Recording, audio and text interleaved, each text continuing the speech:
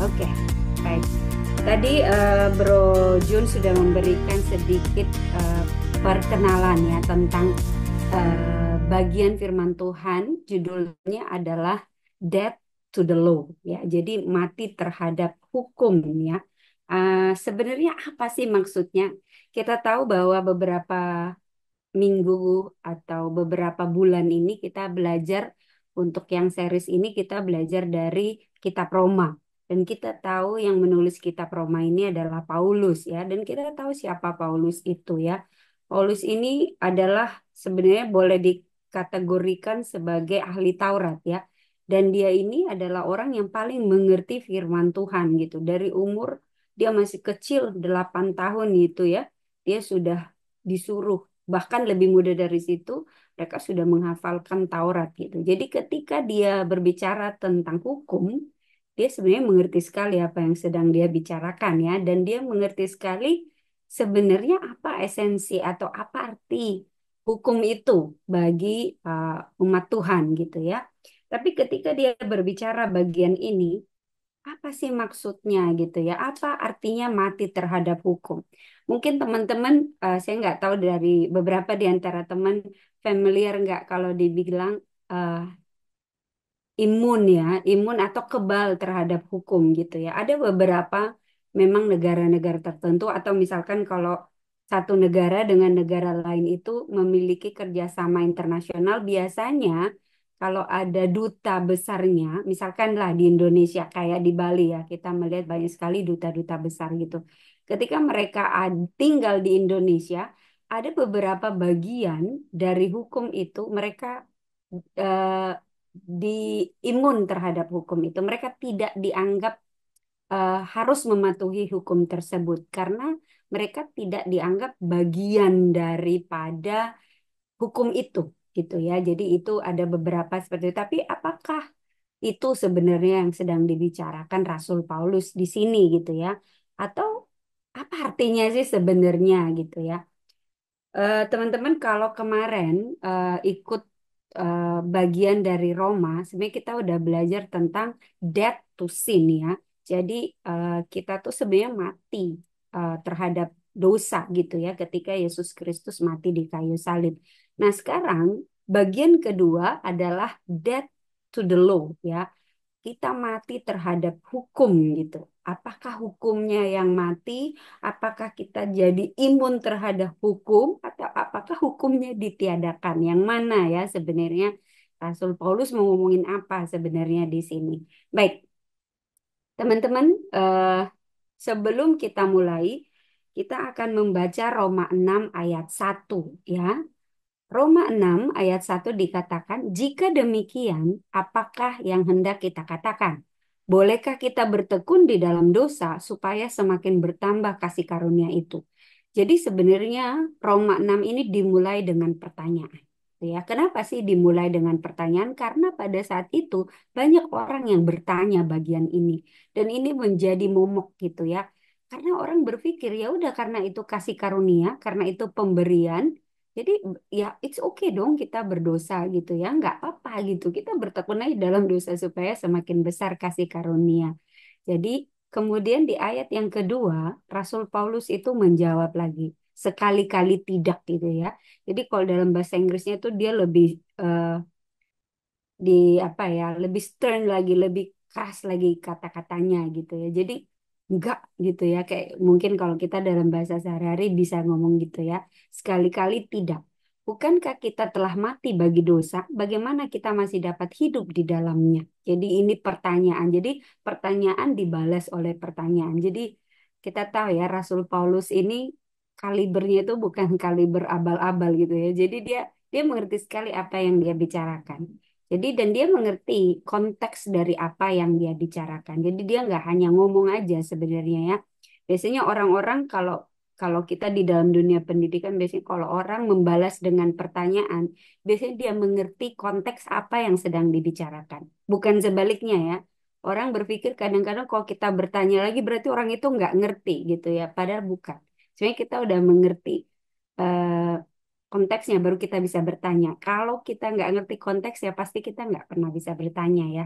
Kita akan bilang oke. Ya, ya paling gitu. Jadi dia membalas dengan pertanyaan. Karena memang bagian ini harus dijawab oleh masing-masing gitu ya. Nah, kita lanjut Roma 6 ayat 3. Dikatakan di sini, atau tidak tahukah kamu bahwa kita semua yang telah dibaptis dalam Kristus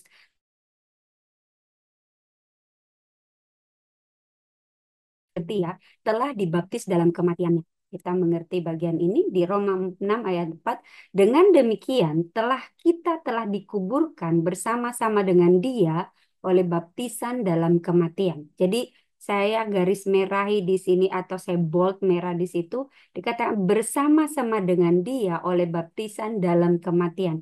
Jadi supaya sama seperti Kristus telah dibangkitkan dari antara orang mati oleh kemuliaan Bapa, demikian juga kita akan hidup dalam dalam hidup yang baru. Jadi kita mengerti bahwa baptisan itu yang dilakukan ya, baptisan itu melambangkan bahwa kita turut dalam kematian. Jadi kita tidak, kitab Roma ini menjelaskan kepada kita bahwa kita tidak akan pernah hidup kalau kita nggak mati.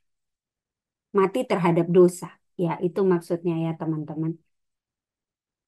Di dalam Roma 6 ayat 5 dikatakan begini, sebab jika kita lah menjadi satu dengan apa yang sama dengan kematiannya, kita juga akan menjadi satu dengan apa yang sama dengan kebangkitannya. Jadi kita mengerti teman-teman ya, tanpa kematian tidak ada kebangkitan. Jadi kita mengerti tanpa kematian itu tidak ada kehidupan. Karena kebangkitan itu lambang daripada kehidupan. Kematian di sini kita mengerti tadi dikatakan bahwa kematian itu sama dengan kita dibaptis. Jadi Rasul Paulus bilang, intinya dia bilang gini, kalau kamu nggak dibaptis, kamu nggak hidup. Itu aja sih sebenarnya intinya. Karena ini kan kalimatnya agak susah ya kita mengerti. Kalau saya bisa highlight, dia ngomongnya seperti itu, gitu ya. Karena kalau kita mati, baru kita mati, itu artinya kita mati terhadap dosa yang sama seperti dibaptis, itu kita bisa hidup kembali. Jadi kita harus dibaptis. Kalau kita dibaptis di air ya teman-teman, baru setelah itu kan kita di benar-benar masuk di air itu melambangkan iman dan kita diangkat kembali, kita bangkit dari air itu melambangkan kehidupan ya, kebangkitan gitu. Jadi sebenarnya ini sudah sangat jelas ya. Rasul Paulus menjelaskan kepada kita.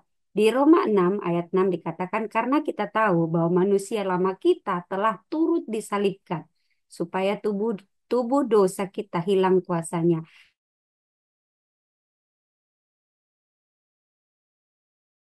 Jadi kalau nggak ada kematian bersama dengan Tuhan Yesus, itu kita tidak akan pernah bisa melawan dosa, gitu ya. Sekuat apapun, gitu ya. Rasul Paulus bahkan bilang, aku mengerti hukum, tapi aku tahu seberapa perfect pun, seberapa sempurna pun kamu menuruti hukum-hukum itu, kamu tidak akan pernah bebas daripada itu, karena kita diikat oleh itu, ya. Baik, teman-teman. Di ayat 7 masih ini Roma 6 ayat 7. Sebab siapa yang telah mati, ia telah bebas dari dosa. Ini jelas ya, bukan saya yang bilang, tapi Alkitab yang bilang. Di ayat 8, jadi jika kita telah mati dengan Kristus, kita percaya bahwa kita akan hidup juga dengan Dia. Oke. Di ayat 9, karena kita tahu bahwa Kristus sesudah ia bangkit dari antara orang mati, tidak mati lagi, mau tidak berkuasa lagi atas dia. Oke, jadi kita mengerti sekali inilah sebenarnya yang sedang dibicarakan oleh Rasul Paulus ya. Jadi mungkin supaya kita mengerti bagian ini ya. Ini Alkitab yang ngomong kepada kita. Jadi kalau saya bilang kalau saya gambarkan kematian di sini ini dilambangkan dengan kematian ini kematian dari karena kita berdosa itu pasti akibat dari dosa kita mati. Nah, untuk kita terbebas dari kematian ini, kita harus dibaptiskan supaya kita memperoleh kehidupan. Kalau enggak, kita enggak akan bisa. Saya saya ulang-ulang ya teman-teman supaya kita paham maksudnya gitu ya, supaya kita tidak miss bagian ini. Oke. Di ayat yang 14, Roma 6 ayat 14 dikatakan, sebab kamu tidak akan dikuasai oleh dosa, tidak dikuasai lagi oleh dosa, karena kamu tidak berada di bawah hukum Taurat, tetapi di bawah kasih karunia. Jadi dijelaskan lagi di sini ya. Tapi kalau kita perhatikan teman-teman di ayat 14 ini dikatakan sebab. Kalau dikatakan sebab itu berarti ada penyebabnya di ayat sebelumnya. Kita nggak bisa jam ke ayat 14. Berarti kita harus lihat di ayat 13 apa sih penyebabnya gitu ya. Sebab kamu tidak akan dikuasai lagi oleh dosa. Sebab apa? Karena kamu tidak berada di bawah hukum Taurat, tapi di bawah kasih karunia. Supaya kita bisa tidak berada di bawah hukum Taurat, tapi di bawah kasih karunia, apa yang kita bisa lakukan? Itu ya. Karena kita mengerti ya teman-teman, kita ini berdosa. Tubuh jasmani kita ini, kita berdosa. Walaupun kita sudah ditebus oleh Tuhan, ya, ditebus oleh Yesus. Nah, di ayat 13 ini adalah jawaban yang diberikan oleh Rasul Paulus ya. Oke. Di ayat 13 jadi kita dari lompat dari 12 maksudnya lompat kita tadi kan ke 14. Di ayat 13 Rasul Paulus memberikan jawaban. Dan janganlah kamu menyerahkan anggota-anggota tubuhmu kepada dosa. Nah, sekarang ada kata menyerahkan. Kalau yang pertama, karena kita jatuh dalam dosa, kita nggak punya kekuatan untuk lepas dari situ. Tapi ketika Kristus sudah mati di kayu salib, maka kita punya kuasa untuk memilih. Ya, sebelumnya kita nggak punya kuasa untuk memilih ya. Anggota-anggota tubuhmu kepada dosa untuk dipakai sebagai senjata kelaliman. Tapi serahkanlah dirimu kepada Allah sebagai orang-orang yang dahulu mati tapi sekarang hidup. Dan serahkanlah anggota-anggota tubuhmu kepada Allah untuk menjadi senjata kebenaran. Jadi ada kata kebenaran di situ. Jadi teman-teman kita mengerti bahwa ketika kita mau terbebas daripada kuasa ya, maksudnya hukuman-hukuman atau dosa itu kita harus berada di dalam kebenaran. Kebenaran apa? Kebenaran firman Tuhan ya, bukan kebenaran yang lain-lain ya teman-teman ya. Ini sebenarnya pelajarannya simple tapi dalam ya. Jadi teman-teman benar-benar harus mengerti dan paham apa yang Rasul Paulus jelaskan di bagian ini. Baik. Oke. Jadi sebenarnya Rasul Paulus ini eh, menjelaskan kepada kita bahwa sebenarnya hukum itu tidak mati ya. Tapi kita mati terhadap hukum ya. Kita mati terhadap hukum. Dan ketika kita percaya kepada Kristus, hubungan kita dengan Kristus itu bukan karena oke, teman-teman mungkin saya ngomongin begini ya. Dulu kita tuh melakukan sesuatu, murid-murid saya lah. Mereka melakukan sesuatu supaya dapat dapat sesuatu gitu ya, dapat hadiah lah gitu ya. Tapi sebenarnya ketika kita sebagai misalkan sebagai guru kita memaksa mereka atau mewajibkan mereka melakukan sesuatu sebenarnya untuk kebaikan mereka ya, supaya mereka untuk bisa lebih baik gitu.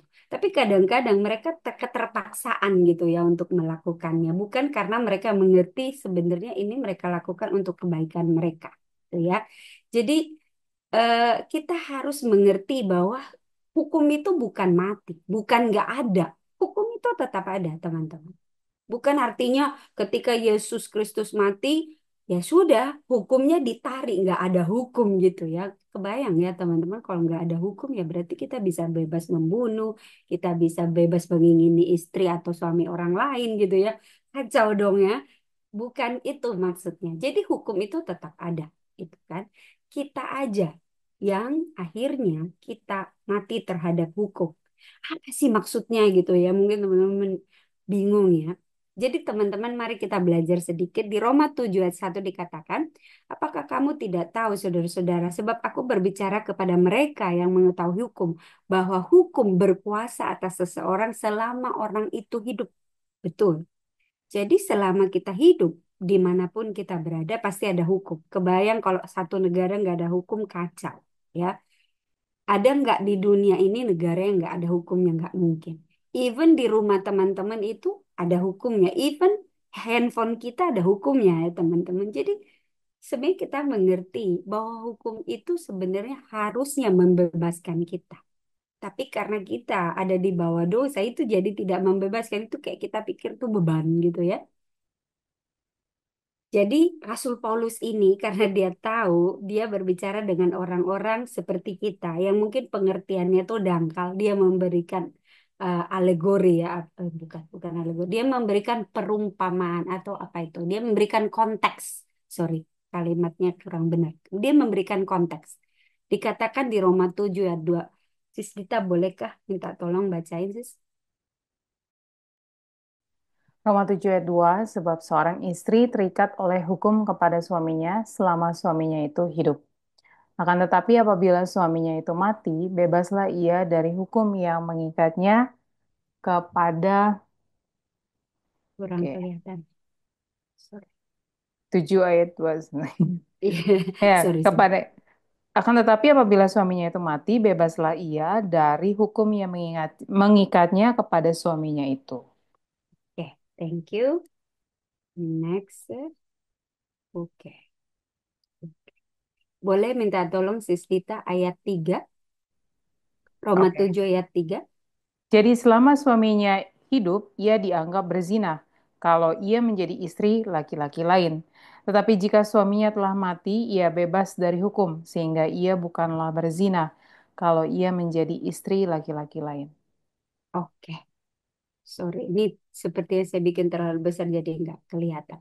Jadi sebenarnya sudah cukup jelas ya. Saya tidak perlu menjelaskan seperti bagaimana. Karena sebenarnya menurut saya Rasul Paulus menjelaskan dengan sangat gamblang.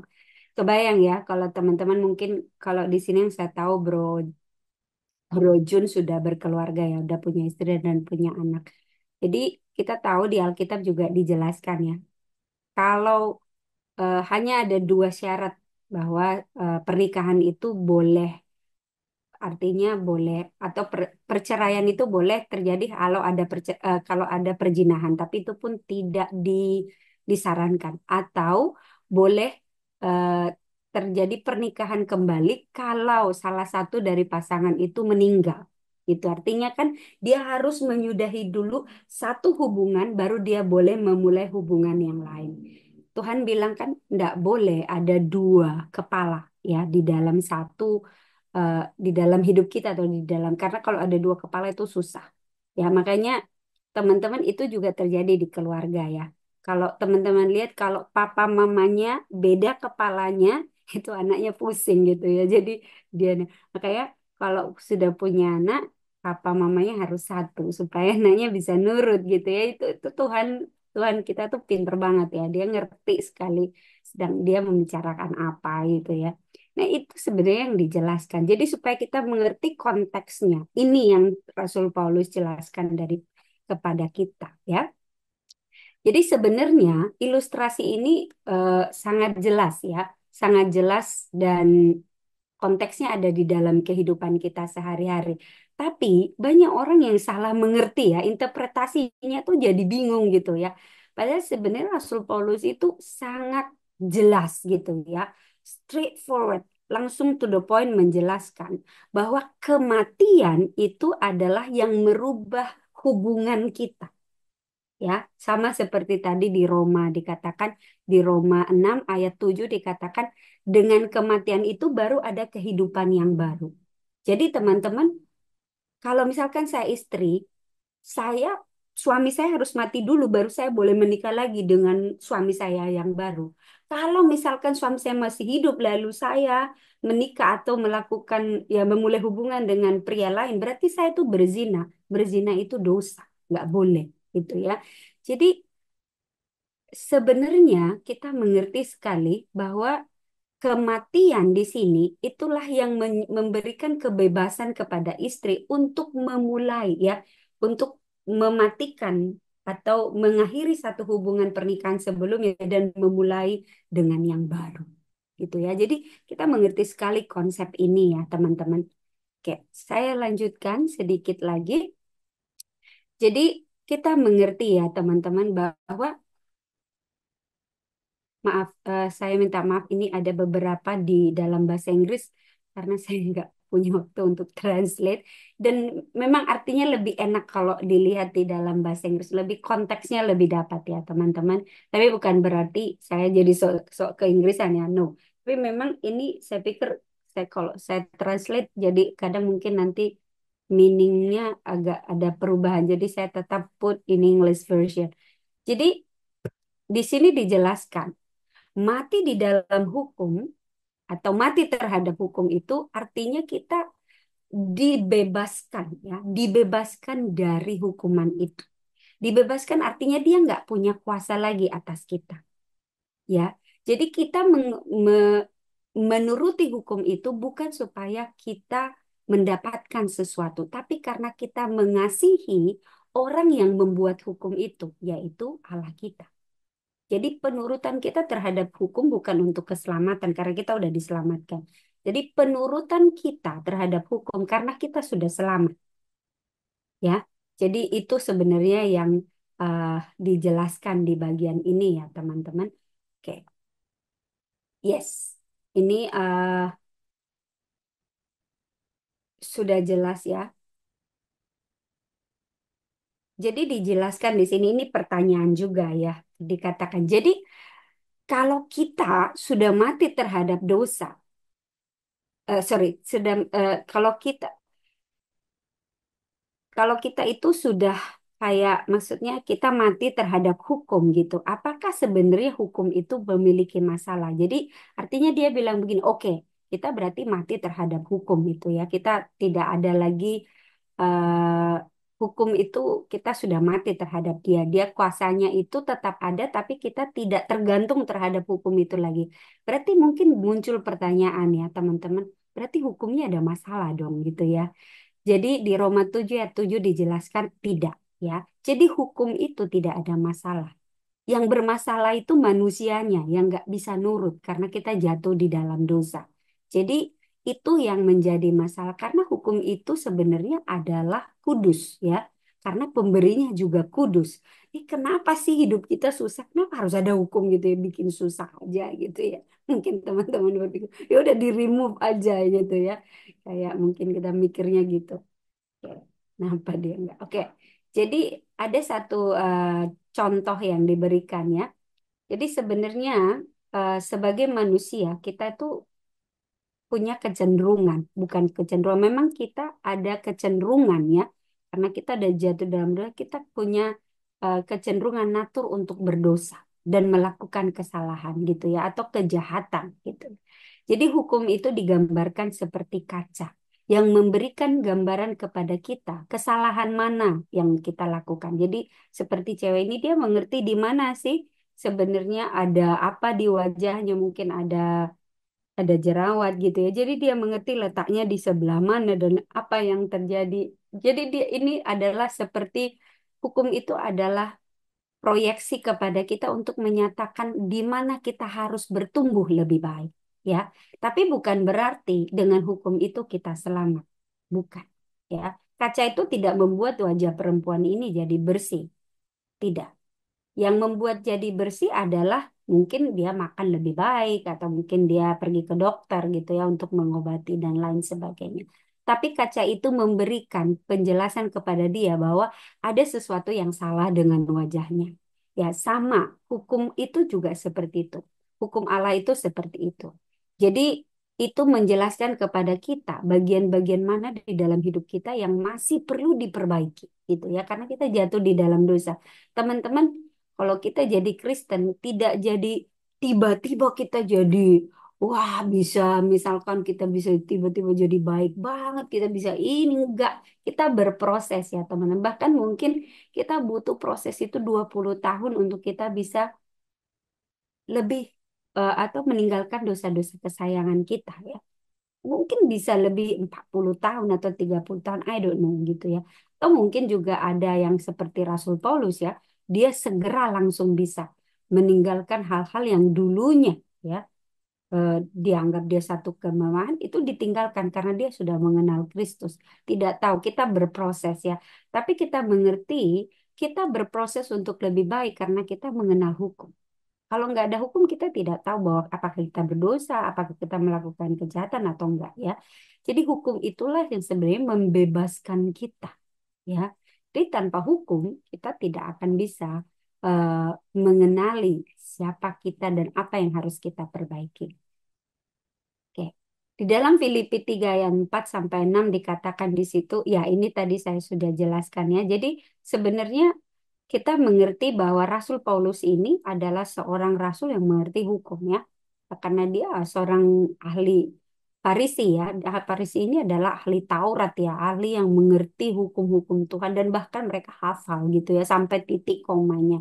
Ketika dia mengatakan kita mati terhadap hukum, apa maksudnya ya? Dia sebenarnya mengerti apa konteks yang sedang dia bicarakan. Di dalam Ibrani 10 ayat 16, teman-teman kitab Ibrani itu dicatat oleh Rasul Paulus juga ya. Jadi dikatakan di situ, sebab setelah ia berfirman, inilah perjanjian yang akan kuadakan dengan mereka sesudah waktu itu. Ia berfirman pula, aku akan menaruh hukumku di dalam hati mereka dan menuliskannya dalam akal budi mereka. Teman-teman mengerti ya akal budi. Berarti itu ada di dalam hati dan pikiran kita. Artinya bahwa hukum itu tidak akan pernah lepas. Karena akal budi kita, kita tetap akan bawa. Kalau Tuhan Yesus datang kembali, ketika kita ke sorga, akal budi kita itu tetap kita bawa. Berarti artinya hukum itu kekal, ya, tidak akan ditiadakan.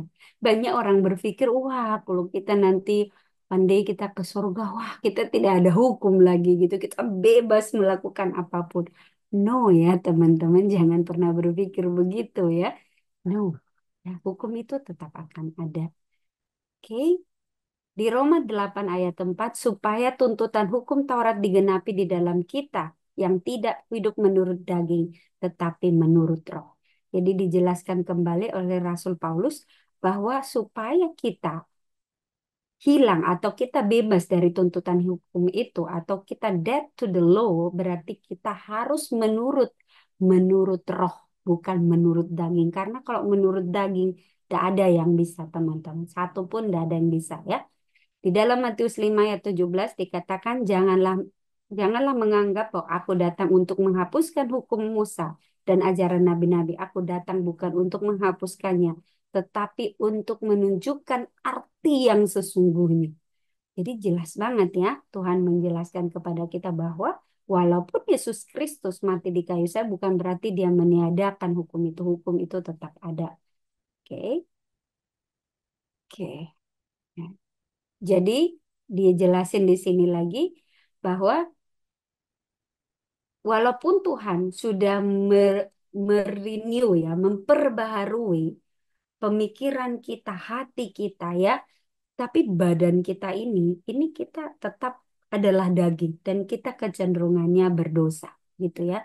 Nah, ketika Tuhan atau Yesus datang kedua kali, disitulah nanti kita diperbaharui ya, diperbarui sehingga antara tubuh jasmani kita dengan rohani kita itu jadi sinkron gitu ya.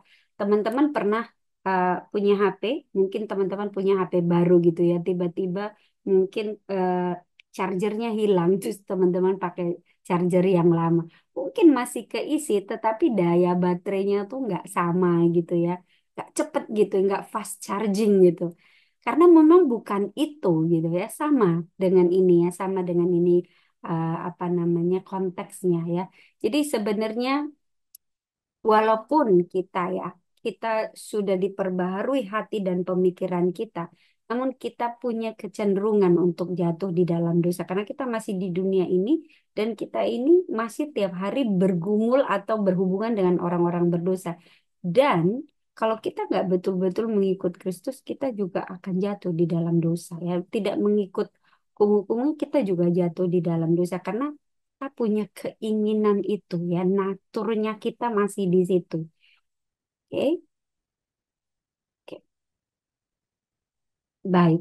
Teman-teman, saya akan menutup pembicaraan kita pada malam hari ini dengan saya menjelaskan kembali atau membacakan kembali di dalam Roma 6 ayat 13. Jadi untuk kita bisa sampai ke bagian ini, dead to the law, maka apa yang kita lakukan? Dan janganlah kamu menyerahkan anggota-anggota tubuhmu kepada dosa untuk dipakai sebagai senjata kelaliman.